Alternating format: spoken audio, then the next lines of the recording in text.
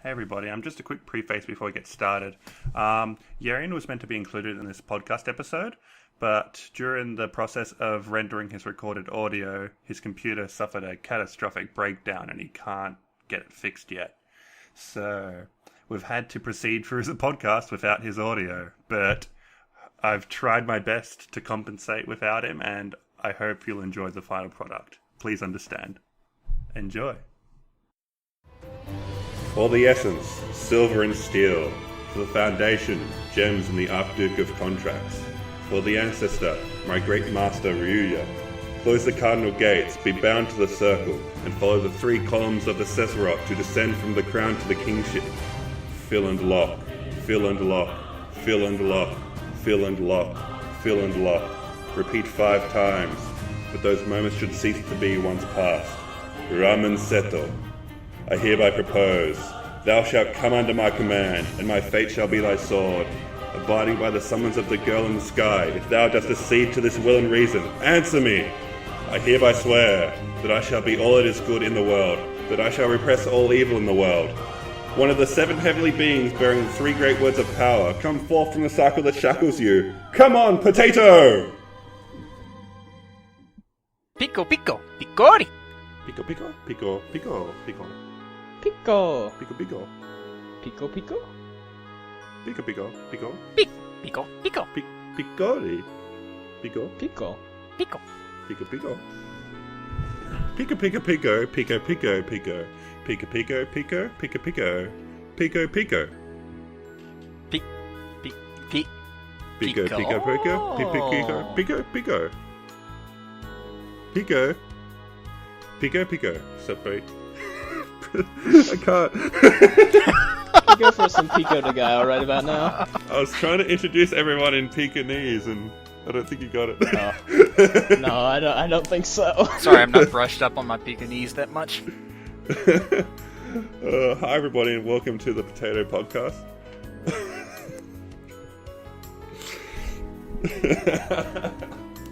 This is your host, Potato. This is your host, Potato. So this is a Kano podcast of the AIR Bookclub, and so we're going to talk about Kano's route today. Joining me today, we have Link Thinks, Hello. Bowie, Hello. and Yarian.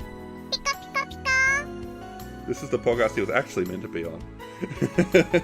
He's not a ghost this time. Yeah, and this is actually notable for being the very first podcast in which Biscuit Dough is not present. So, he's taking care of his health at the moment, so we thought we'd let him off for an episode. But, it's just going to be us 4. So, I guess we're going to jump straight in with the potato route. Accurate. I'm going to be up front. Starting with this, I don't think this route is great. And I don't think many people think this route is great. It just feels like, I don't know, like it's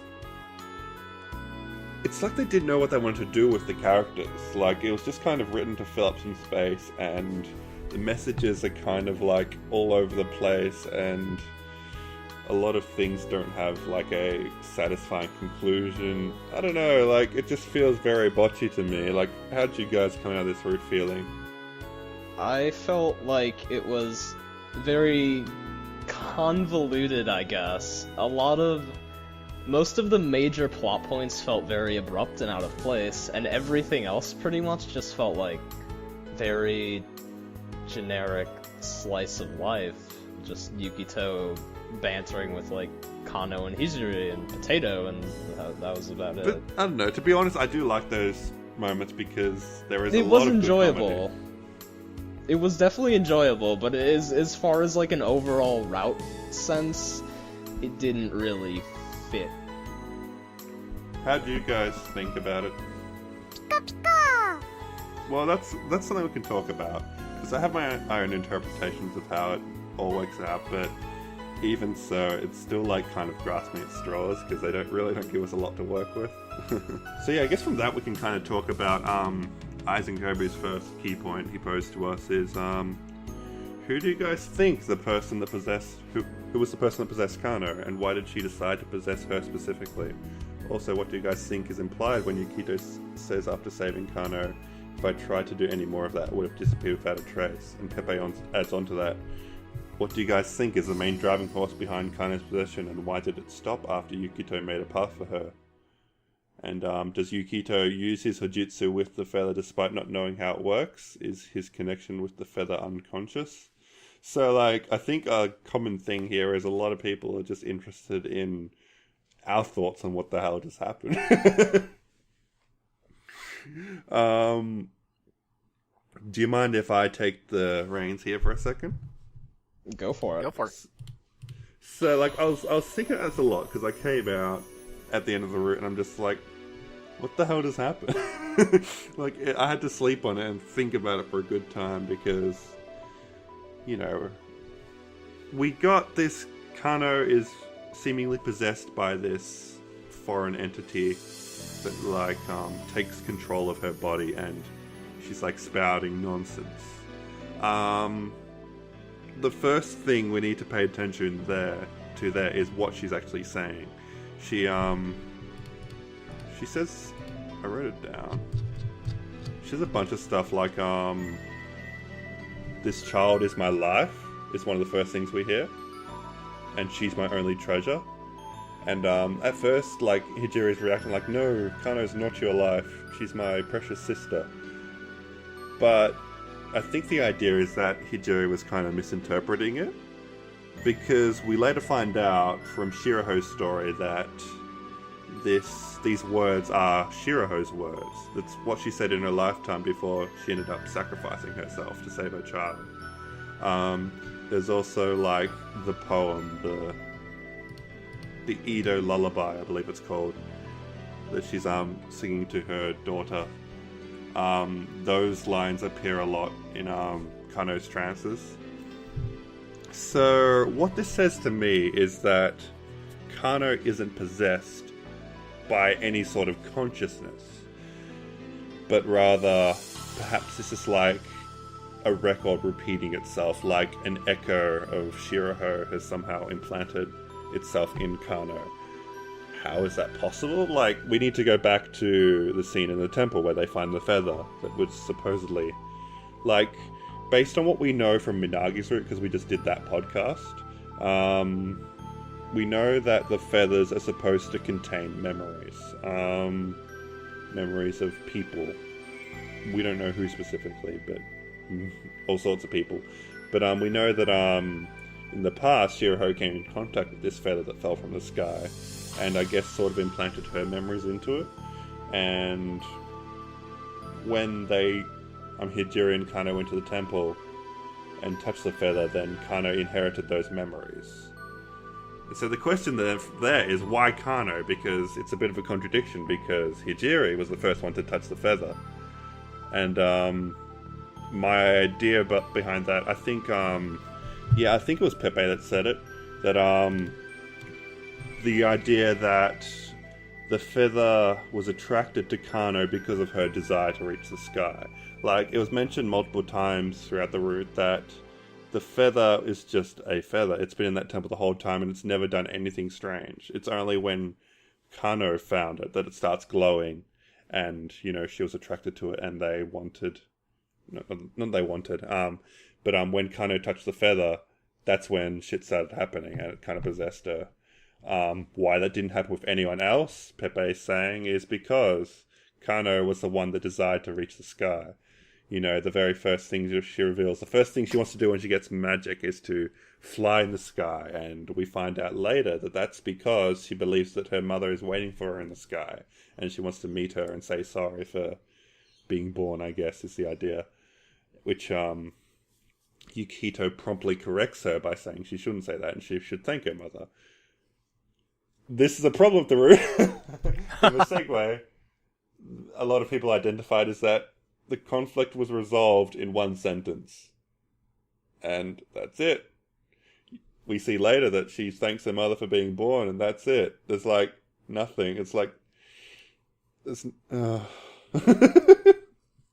This is a difficult route to talk about when the majority of it is kind of fluff, Yeah.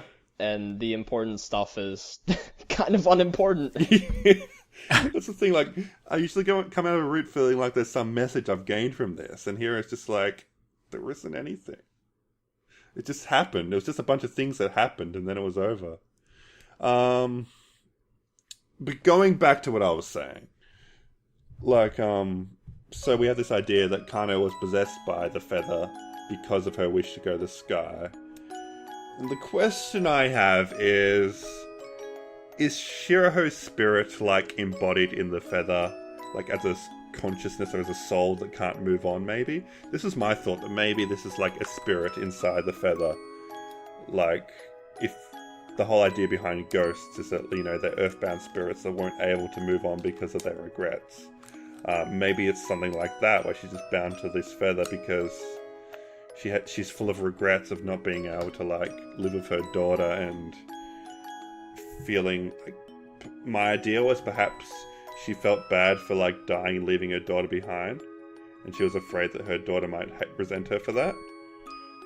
And my idea was that in the end, where Kano's able to, like, thank her mother for giving birth to her, that might have been some sort of vicarious salvation for Shiraho, and that's why she was able to move on to, like, the afterlife. That's kind of an interpretation I had, but I know a lot of people didn't agree with that because there's no evidence that Shiraho existed as, like, any form of consciousness. It's kind of just like Kano. The other interpretation I had was that Kano is merely being possessed by these memories she saw that aren't hers. So it's not so much a person inside her as it is her body is like a record. It's like repeating something that was just spoken to her. Well, it feels like there's more evidence, well, to me anyway, towards in the route for that, because you mentioned earlier, it's more like she's replaying the lines rather than speaking. Whenever during the possession scenes, because I'm thinking particularly when she mentions, you know, this child is basically my life, my everything, and then you take that, and if you look at it, that if it's her soul possessing it, then she would still have that. In that case, she would be talking about Kano at that point. Whereas if you view it as it's her memory, then it's obviously her just replaying that line, talking about her own daughter. And so it makes more sense that way, because if she's speaking of Kano, then Hijiri tells us earlier, then during one of the possession episodes, she had taken a scalpel and cut her own wrist. So why would she be willing to, if Kano was so important to her, why would she be willing to injure her?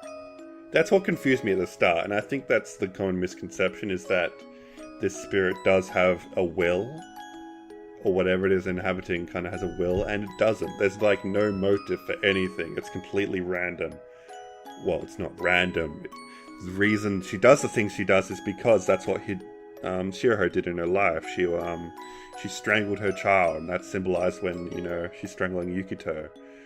And she's trying to cut herself because she's sacrificing herself. Like, there's no motive behind those actions. It's just something that happened. Which kind of... One thing I'd like... Keep going. One thing I'd like to comment on a bit, though, that I guess would provide maybe a bit of evidence that it's something more than just her reliving memories, is that it had the weird supernatural component to her injuries, like they were below the skin or whatever. Yeah. Was that explained? I don't remember. That's about the only way to respond to that. Is yeah. Why? This doesn't make any sense. Well, it makes even less sense when you think about it, because the first time, whenever she injures her wrist, Hijiri mentioned she used a scalpel for it. The second time you see it, when you find her at the shrine, there's no wound. Blood. There's no wound. She's just bleeding from the wrist. And that was fucking weird. How is there blood if there's no wound? That's even more weird than anything. Yeah. It's fucking magic. What I kind of like is that the idea that you've got this supernatural phenomena happening, and you're trying to examine it from a grounded point of view. That's what we have in Hijiri, where she's a person of science, and she's like finds it very difficult to accept the supernatural as it is. Like, she's always looking for an alternative explanation, like maybe it's mental health and she has multiple personalities. But then she finds stuff like the marks on Yukito's neck, and she's just like, I don't know. I've examined this, and this doesn't make sense logically. I don't know what's happened. And, it's where this, the mundane meets, where reality meets unreality. I've always had an interest in that in fiction, traversing that line and seeing how the real and the unreal can intersect. But it does kind of bug me when this serves no purpose. Like, there was no reason they had to make it specifically supernatural. You could have just made it that, she's strangling Yukito, or she's actually cutting herself. Like, it didn't have to be hocus pocus magic with no explanation. That said, I understand why they did it. It's because they want to emphasize that, yes, this really is supernatural, and it's not. There is no other explanation. That's what I was gonna say too. I think it's honestly, in a lot of ways, it explores more about Yukito than it does about Kano, I feel. And namely, of course, his Hojutsu is the main point of that, and his questioning of, why exactly do I have this ability? Yeah. What's it really good for? Yeah. Besides picking locks and moving puppets. I love that scene where it's like, should I pick the lock or not? It's like, it's almost felt a bit like Rewrite to me, like giving you that choice of like which path you want to go down. But then it ended up being, if you say yes, it's like, no, I can't do that. It's like, god damn it. Why give us the choice? Well, it was kind of funny. Go ahead, Lynn. How he has no moral qualms with, like, stealing the key and using it to open it. And using using Hojutsu is bad. Yeah, and, he has no... He has no qualms about giving an authentic New Zealand rugby kick to Potato. That's kind of what I was going to say. I mean, I think if I remember correctly, it's immediately after that where he sort of struggles with, do I want to go down this path and start using my, I've lived as an upstanding citizen. Do I really want to use my skill for something as like picking this lock? And he comes to the decision, no, I'm not going to use my ability for this. And I'm pretty sure if it's not immediately after that, it's very shortly. He starts looking around and he's like, oh, well, there's no wire or anything I could use to pick the lock either. Mm-hmm. Yeah. It's weird.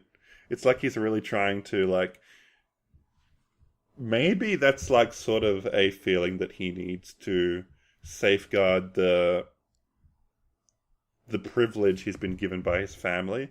Like, he doesn't want to see that power fall into, like, he's trying to protect the purity of it, I guess. I think he would also feel like it's cheating, basically.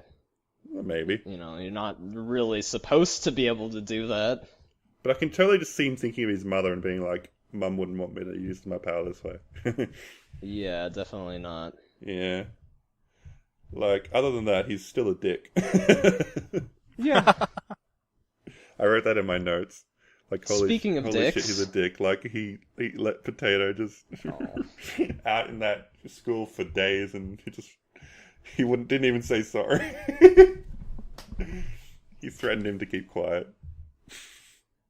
That's right. Oh, I want to comment on that a bit. It's not...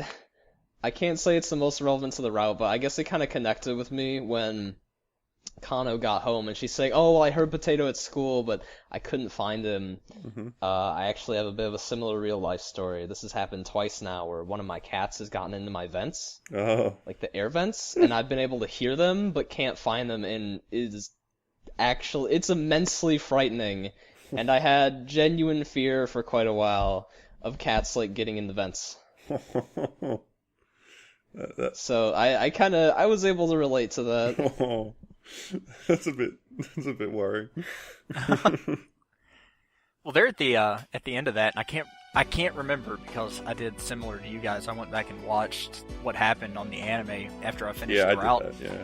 And I can't remember if it happens in the route or not, but I do remember in the anime when they go back and find Potato, there's that scene, and he's convinced, of course, that he's still convinced that Potato can speak at this point. Mm-hmm. And so he's telling Kano at this point, he's like, oh, well, you know, she's wondering, well, how did you know he was here? How'd you find him? And in the anime, Potato starts picoing, and Yukito takes his hand and claps it over his mouth, and he's like, oh, it's just that kind of magic. Right? Right?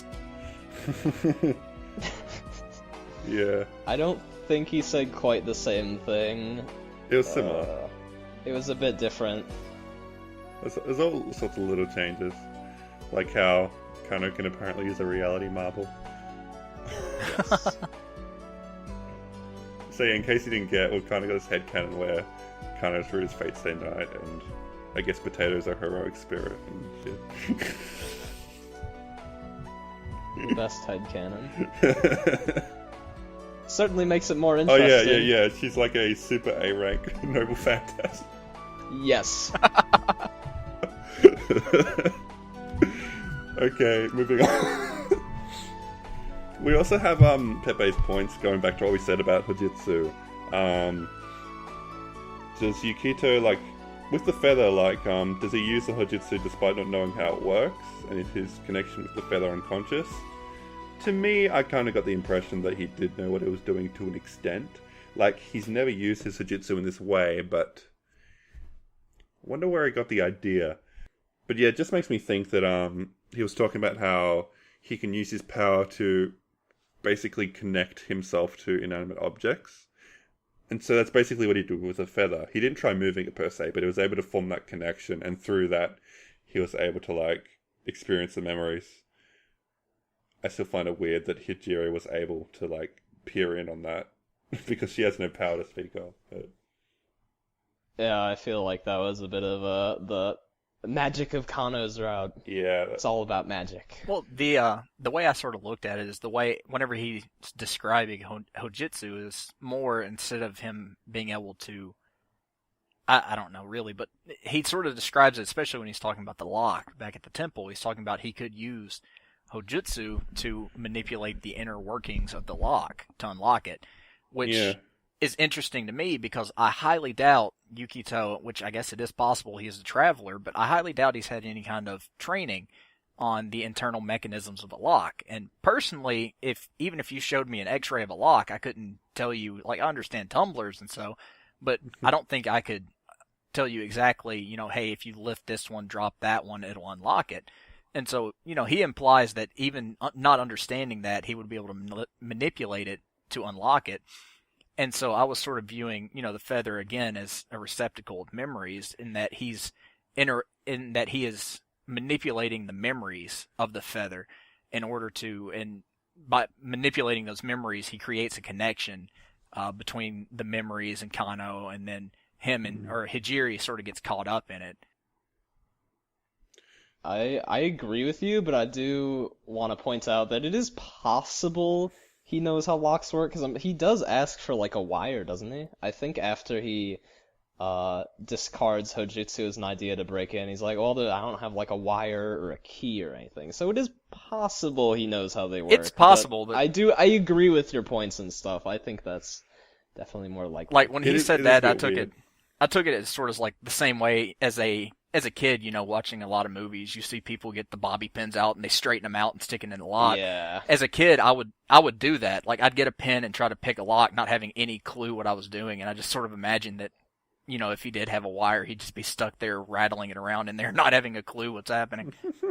That's definitely also possible. Yeah, who knows? Maybe you could just fiddle with it enough until it works. If you have that kind of power, it's probably possible. And going back to Aizen's key point, Yukito's quote, if I tried to do any more of that, I would have disappeared without a trace. What do you think that means? I feel like that was a case of Hojutsu is essentially a part of him, and he's pouring himself into Kano, basically, to get her back to normal. And if he had done any more of that, he wouldn't really be himself anymore. He could have lost, I don't know, his soul or something like that. Yeah, I guess... We don't know exactly, but that's my take on it. Yeah, I can get behind that. Kind of like he's diving in and he doesn't want to get lost, you know? Yes. Don't forget that Yukito loses his ability to use Hojutsu after that incident. Oh, he does, doesn't he? I forgot about that. Yeah, that was my main reasoning for thinking it. Yeah, that's sort of going back to what I said just a second ago, in that he was creating a connection between them and the memories of the feather with the Hojutsu. I was sort of viewing him as sort of like a bridge in between the memories and, you know, the people that are present, and that if he had stuck around, eventually he would have got lost in the memories himself. Like, he would have got lost in the feather with the memories, because he was sort of that direct connection between the two. Yeah. I guess we should talk about like how the magic works in this world, and this route specifically. It's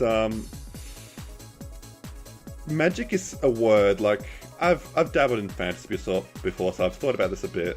But magic is a word that inspires so many different connotations in so many different contexts. Like, for some, going back to our common topic of this episode, Fate's Day Night.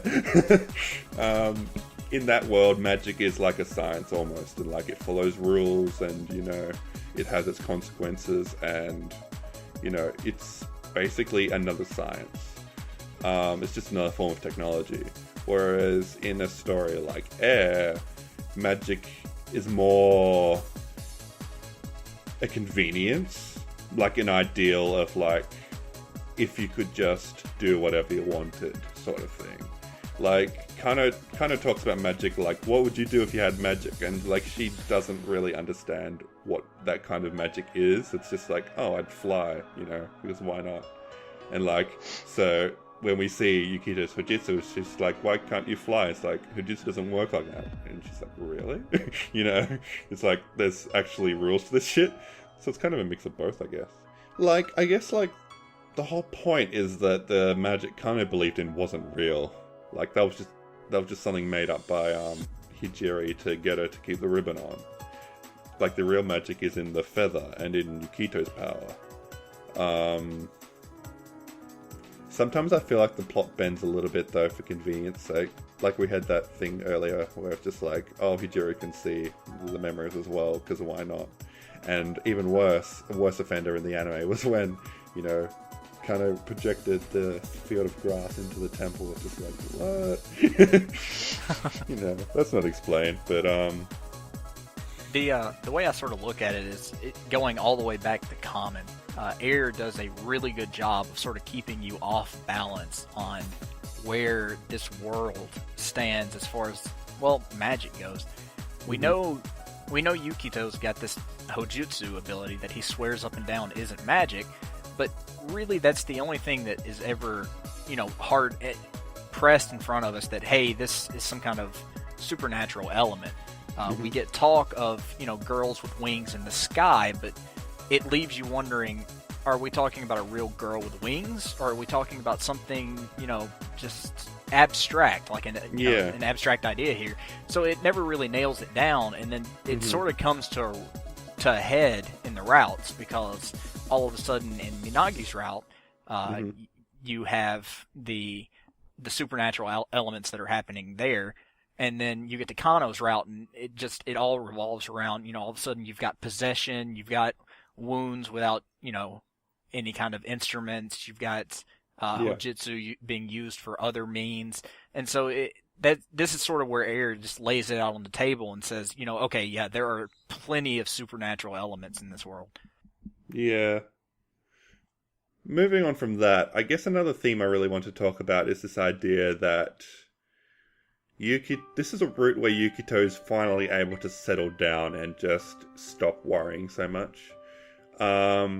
I remember Pepe was posting as soon as he finished, he's like, this route feels so good but so bad, because, you know, Yukito's completely given up on his quest, but it's also like really happy because he's finally found some sort of purpose to his life.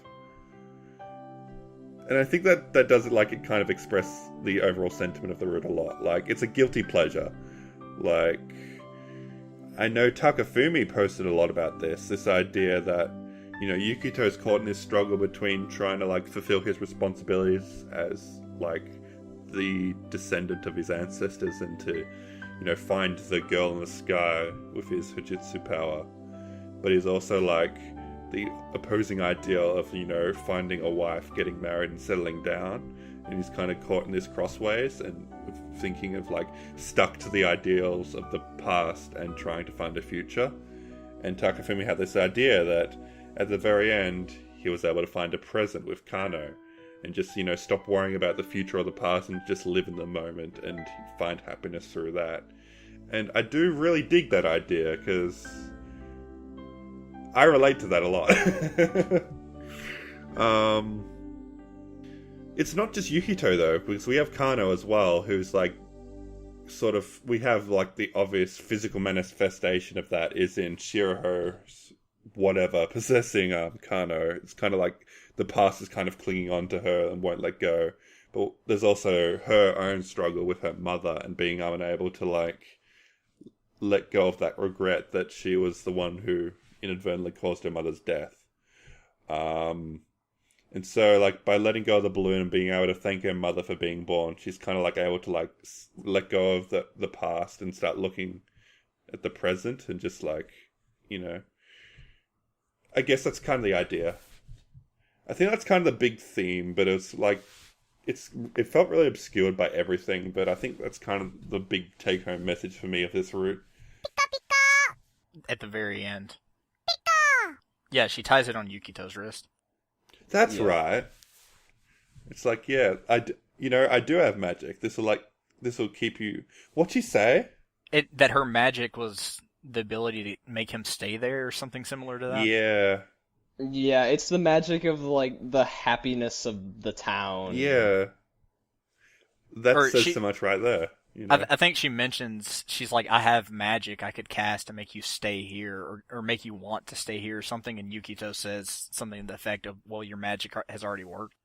Yeah. Yeah. I mean, that's another important thing, is, like, throughout this route, there's so many opportunities where you can just take the bus and get out. I had a look at them, and there's a lot. But if you stay, then, like, you'll just see Yukito's actions reflecting that, and it's like, can we talk about the scene at the bus stop? I love that scene. Yeah, I wanted to say that. The bus driver was, like, total bro. You want to talk about this, Link? So, the bus driver, I don't remember the exact reason why Yukito went down to the bus stop. I guess he just kind of felt like it. He was on that wavering point that he oftentimes goes back to, where it's like, well, do I stay or do I go? Yeah. And this bus driver shows up, and he just starts hitting him up for a conversation. And they joke around a little bit, but the notable thing is they hit it off he hits it off with this random bus driver better than anyone else. Like, right away they click. And it's only in about 30 seconds of conversation, too. Yeah. Yeah. I'm trying to remember what they said. I know that at first he's like, oh, you're from Osaka, and Yukito says a bunch of dumb stuff. Joking around. I don't remember their actual conversation much. Oh, was this was during the point when you're looking for Kano, isn't it? Because you get the option to go to the bus stop. No, that's the second time. Oh, okay. Is when you meet him when looking for Kano, and you ask him, like, hey, have you seen this blue short-haired girl? He's like, oh, is that your girlfriend? He's like, yeah. For sure. I don't remember the entire conversation, but I do remember he pretty much leaves him off on the line, hey, if you ever need a ride out of here, give me a call or something, which I thought was interesting because how in the world was he supposed to call him? Yeah. I think he has, like, one of those bro factors where it's like, yo, if you ever need help, I'll be there. Yeah. I agree. Bus driver, best girl. Best girl. We need bus driver fan art. Bus driver route when? But you're forgetting the big point is you get the choice, like, so are you hopping on the bus? And you can say yes or no. And if you say no, he's like, you know, sorry, I've decided to live here. And he's like, that's great. It's a really nice town here. I'm sure you'll find happiness. And he's like, yeah. You know, it's a really sweet scene. But if you can also choose to get on the bus, and then it's like, okay, I'm going now. It's like, wait, this is the end. And he's like, oh shit, I don't have enough money for the fare. Stop the bus. Oh, wait, is that actually what happens? Yeah. I didn't investigate after that, but because I thought it might lead to a bad end. But yeah, he actually does stay. It's like, oh, it's ending. It's like, I guess I'm leaving this town now. It's been fun. Oh wait, I don't have enough money for the bus fare. Stop the bus. It's such like a weird scene. But definitely the scene where you actually say yes is like really heartwarming and kind of shows how Yukito's character has developed in a very different way in this route. And I dig it. It's definitely... I can see what Pepe means when he says it's a guilty pleasure. But I don't hate these kind of endings. Like, I love that idea of, like, if you're following this path, it needs to be for a reason. And if you've found happiness elsewhere, then why not take it? You know? Like, Yukito has said many times, he doesn't know where he's going with this journey. He's just continuing it to be stubborn. Maybe in future routes we'll find out that he does have an important reason to continue that journey. But right now, I'm very content with him just saying, you know what, let's just be happy right now and enjoy the moment. That reminded me of a point, and I can't really think of a good place to bring it up, but it does tie into that. In that earlier, whenever, I believe it's when Kano was talking about her bandana, she mentions that, you know, she had told her to keep the bandana on until she was adult, and then she'd be able to use magic or whatever. And then Yukito, sort of in an inner monologue, thinks to himself, oh, really, what kind of idiot does something just because somebody told him to do it? Or something like that. And then you think... Yeah, oh wait, I have the line. I have the line. I wrote it down. Clever. Because that was notable to me too. He says, why does she obey the words of someone she can't even remember? Yeah, that's what it was. And then I instantly thought, okay, well, you know, he can barely remember his own mother, and, you know... Yeah, exactly. Mm-hmm. Just a random little thing I'd like to bring up, just looking through my notes, is there was this point where Kano's talking about how she'll be really sad when Yukito eventually leaves the town. And that was really sad. Like, that was breaking my heart hearing that one. But it's just like in the conversation, Yukito's like, I look to the sky for my lost words. I'm just like, oh my god, he is avoiding it by looking to the sky. Yeah, that stood out to me a lot too. Was that you that mentioned that in the past? It was not me that mentioned it. I think it was Biz. Might have been Biz. Someone mentioned it. Might have been someone. Either that or it was a key point. Yeah, I can't remember who brought it up, but I just thought, yeah, it's like totally exactly what we're saying. Yeah. It's just a little point I want to bring up. I feel like we need to talk about the elephant in the room and talk about the H content for a second. Oh boy. Oh. Like, obviously we're not going to go into detail because, you know, family friendly and all that. But, it came out of nowhere. Like, what? I was playing the revised, like, Takefumi's patch of the standard edition, which removes the H content. So, you only get a small glimpse of where that's going, but it's still, like, totally out of character. It's just like they just threw it in. The only reason it was there to get rid of the bandana. And even then, it's just like, really? I don't know what to think about that. It's just everyone just breaks character. It's like, hey, let's have sex. Yeah, why not? Well, I think it was Pepe that mentioned it in the forums, talking about how they were talking about when she removed the bandana, she would become an adult. And then that act sort of, you know, signifying becoming an adult. And it led me to thinking about it. And it's sort of interesting to think about that. That's her means of becoming an adult, is when she removes the bandana during the H scene. And then you go back and you think about all the times they've mentioned the bandana, and Yukito thinks or says to himself, oh, well, it won't be long until she takes that bandana off. It won't be long till she becomes an adult. Yeah. Like, is this really what I think it is? Gives an interesting insight into Yukito, at least. No, I don't want to think about it like that. It's so bad. I'm just gonna try and interpret that, you know, he thinks she's maturing quickly, or that she, you know, she can't be a kid forever. Yeah, Let's go after that. Yeah. It's much nicer.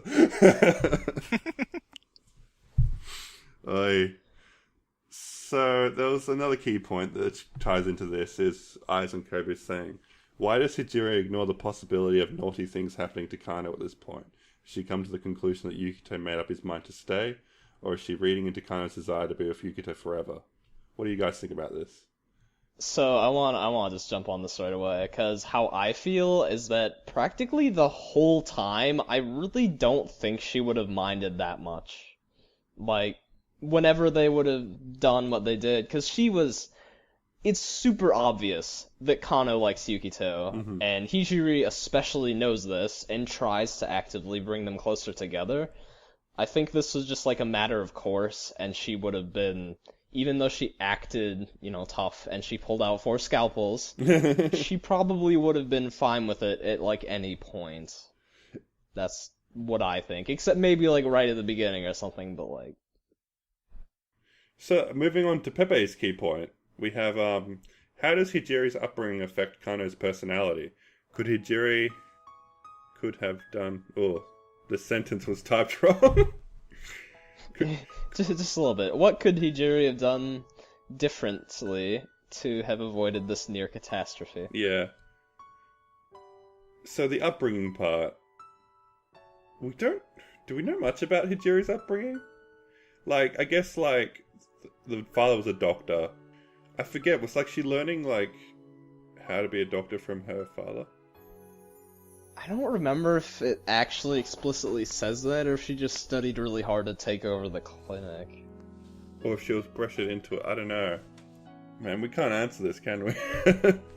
Don't think so. No, not reasonably. I guess we can talk about maybe how she's really...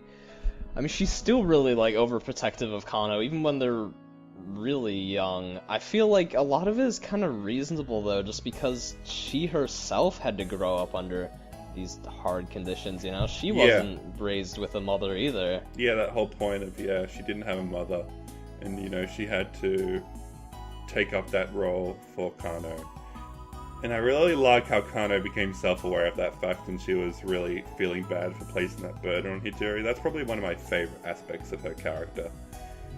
That she's actually self-aware that she's being spoiled, and she feels bad about it. Something else I wanted to say was... something that would provide evidence, again, to them being kind of neglected, is that their dad died of basically overworking. So presumably he wouldn't have had much time to be with them, it would be just them. Doesn't that go into what Taka was saying? Yep. I don't think he talked about that specifically, but it does tie into his whole point of the... It does indeed. Yeah, the Japanese overworking crisis. Wow. But just going back to what Pepe was saying, could Hijiri have done anything different to avoid this? She was the one that helped, like, follow Kano into the shrine. I don't know. Yeah, she couldn't have foreseen the whole possession thing coming, and once it got there, she couldn't really do anything about it. No. Forgetting before that. Well, yeah, we have the whole scene with the festival. The reason they went to the shrine was because they came back to get a balloon, remember? So, if Hijiri didn't buy that balloon in the first place, they wouldn't be coming back for it. It's only because, I want the balloon, that's going to cost all that money. I want it anyway. It's like, okay, fine, So maybe she does feel bad. I guess it goes back to this idea that her doting on Kano is inadvertently what caused everything to happen. It's not the best writing, but it does sort of make sense there. The only contradiction to that would be later on how she still dotes on Kano all the time and doesn't apologize for it. Yeah, I would say that definitely is, like, what she could have done differently has been less doting. I would still say I don't blame her for pretty much anything she would have done, because again, she's like, how old? Not very. If you look at the anime, she's like a teenager. Oh, really? Yeah. So there must be a bit of an age gap. A little bit more reasonable then? Yeah. I didn't realize. Like, I thought she was a bit younger too, but apparently not. Like, it does make sense, because she's freaking running a clinic. She can't be that young. Yeah. Alright, so moving off from that topic, I have one more thing I want to bring up, is this idea that...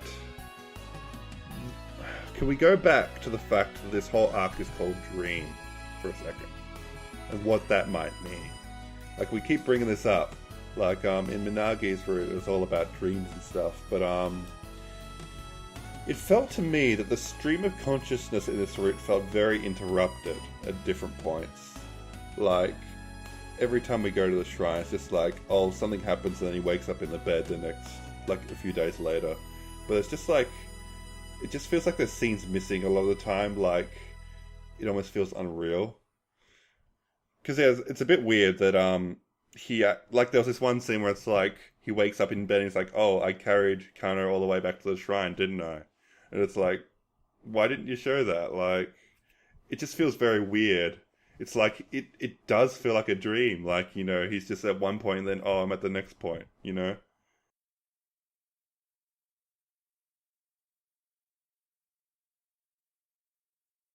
Apparently he didn't go to high school. I found that an interesting tidbit. I'm not surprised. But yeah. I don't think he would have had time to consistently go to a high school. But yeah, it's just this sense of, like, not knowing where he is, and I just found that interesting. Like, it's making me think, what if this is all a dream, you know? I'm getting that impression more and more as I read. I don't know. What do you guys think about that? I mean, personally, it's been my theory that these are all just, like, dream happenings since the common route. Mm-hmm. So I'm still sticking by that theory. It does feel very dream-esque. One thing I do want to quick point out that I found interesting is, in Minagi's route, it does make a bit more sense because there's a lot more dream-oriented, but there was a lot more emphasis on, oh, he goes to sleep and he has these motherly... I'm blanking on the word, but he remembers, like, his mother and the tenderness and stuff. That only happens once to my memory in Kano. Kano? I thought that was a bit interesting how it didn't happen even, like, a bit more often, because there are definitely, like, pronounced scenes where he sleeps. Yeah. This just got me thinking about how whenever Yukito came in contact with the feather, or when he was strangled by Kano, he described how he felt very sad. Yeah, I forgot about that. I forgot about that. Yeah. That goes back to the whole magic of, like, the feather, I guess, and kind of, like, transferring into him. That's my take on it. Now that I think about it, actually, I do want to quick mention something, because I didn't really think of this before, but maybe one of the reasons he had such a strong affinity with, like, the feather in general is because he had that, like, magic in his body already. So maybe he was more used to it? That's probably just me grasping at something that wasn't actually the intention, but... I don't know. It's an interesting little theory, I guess. I'm sure we're going to find out more about the feathers and stuff later on. Yeah. So... Yeah. I do hope so. So I think we're going to learn more about Yukito, and if he does have a connection there, I don't know. Guess we'll find out. At this point, it's just a matter of, just grasping at what little we do know. So anything else anybody wants to bring up before I start bringing this to a close? Yeah, I got one thing. Sure. It's just something I noticed that's it's kind of fun, and I like to imagine it's an Easter egg that they kind of hid in there, and it may not be, but if it's not, I feel like it's a big coincidence. But I noticed when you go to Kano's room, you see, the decorations around the room. There's the desk, the bed, and there's a lot of books and everything in the room. In particular, none of the books are really descriptive, except for there's one book that you can see half of the writing because it's chopped off by another book. And if you look at it, it definitely looks like the title of the book is BJORK, which is Björk. And so I think, now my Icelandic may be a little rusty, but anyway, I started looking into it, and Björk is a Icelandic performer, female. And she's sort of... If you're wondering how this could have got in here, is she's done several concerts, and also I believe she did a documentary about Japan. So she's real associated with Japan. And so it got me thinking, why is that there? That's sort of interesting. So I started looking into her, and what I found was in 1990, Björk played the lead role in a movie called The Juniper Tree. She played a character called Margit, however you pronounce it. And in this story of the Juniper Tree, Margit and her sister, she has an older sister, sort of tying into Hijiri and Kano, their mother died when they were young. She was killed for practicing magic. After her mother is killed for practicing magic, they run away. And the older sister raises Margit, who's played by Björk. Eventually, Margit meets this boy named Jonas, and she becomes real good friends with this boy. And throughout the whole thing, she sort of has these supernatural experiences where she sees these visions and everything. And then Jonas's mother, during the story, appears as a bird and brings him a magical feather. Are you serious? Yeah. Oh my god. Holy You're the shit. fat guy now, aren't you? You're I'm just like pulling this shit out. And it's like... No! I'll send you the wiki. I got it. That's the biggest. You looked at a tiny few pixels on the CG. You went and researched this person, then you find out that they've acted in a play that happens to perfectly match everything that's happened. I'm interested in little things like that. I can't top that.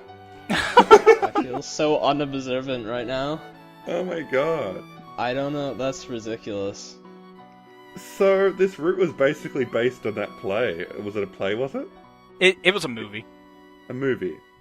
It had little differences, such as the older sister goes on to use magic to sort of enchant the Jonas's father into marrying her, and so there's little differences, but I mean the basic there's things there that relate directly back to Kano. And I was like, it's a little bit of a stretch. Yeah, and Shiro, but I was just like, there's no way that this is a coincidence. That's crazy. Wow. I'm just feeling like you're the first person in the English fandom to notice this. There's a very high possibility of that. Wow. That's awesome. You've really brought this podcast from like a D to a B+. Maybe an A. We weren't that bad. I better not say that. But yeah, you've really brought this podcast around. Thank you for sharing that. I'm in your debt. That's awesome, man. Oh, wow. So I guess, like, we can't really top that, so we should probably start bringing this to a close. So before we finish up, let's get around to the community content. Community corner! Community corner! So, I'm going to put the art up now. First, we have Aki-sama's drawing of Kano for the key Oekaki, as you can see there. And we have Ekalina's drawing for the Oekaki of Kano and Potato. Pretty cool. Thank you to those two that participated in the Oekaki. So, yeah, that's probably a big source of art for us at the moment. I am probably not going to do Emisuzu Oekaki for next 2 weeks, simply because I know the Japanese users are going to post spoilers, so I think I might save that for later. So if you do plan on doing Misuzu art, don't wait for the Oekaki for this next fortnight, because it's not coming. But thank you, yeah, for drawing that Kano art, guys. And we also have some amazing art by our very own Link Thinks. Yeah, it took me a long time to finish those pieces. It was hard. We have your beautiful drawings and your wonderful Photoshop there of unlimited potato works. I don't know what to say. There's not really there's nothing anything to say. It speaks for itself. I'm beyond words. Thank you so much. Of course.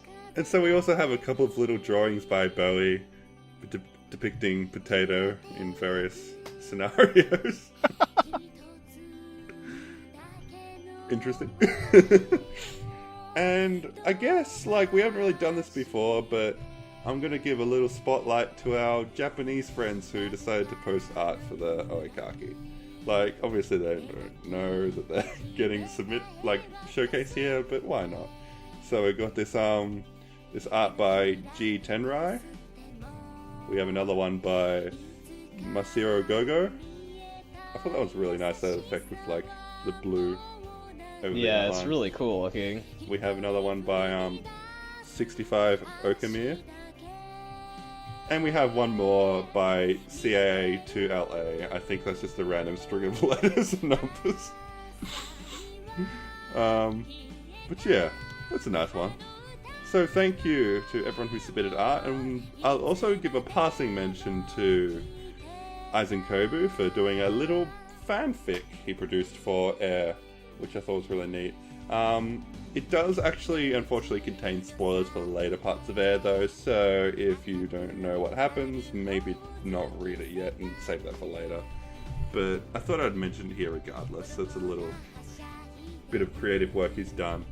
I know, like, not everyone can draw, so it's really awesome that people are actually thinking of submitting other forms of art than just drawings. I think that's really appreciated, and I really hope more people can get into that. So, I guess now it's time to mention the MVP of the route. Had a little bit of discussion, and for this route we decided to go with Pepe. Yay! Yay! Pico, pico, pico! Pico, pico, pico. Pico. So, congrats, Pepe. You are a close contender for the other few routes as well, so I hope you're glad that you finally got picked. I'll be in contact to arrange a prize for you. And, yeah, I guess, like, honourable mentions to runner-up Takafumi for that awesome discussion at the end there, because that was also really awesome. And thank you once again to everyone who contributed art and discussion. It's been fun. Obviously, this is probably going to be like one of the slower routes because, you know, not as much to talk about.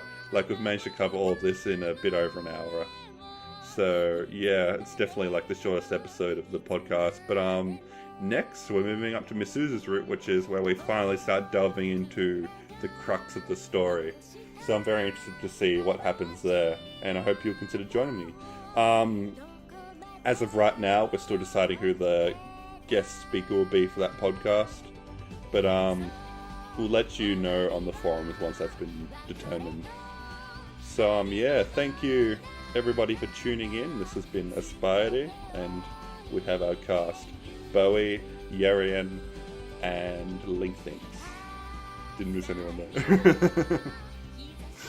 And yeah, thanks for joining us, everyone, and we'll see you for the next podcast. Take care. Pico. Pico. Pico.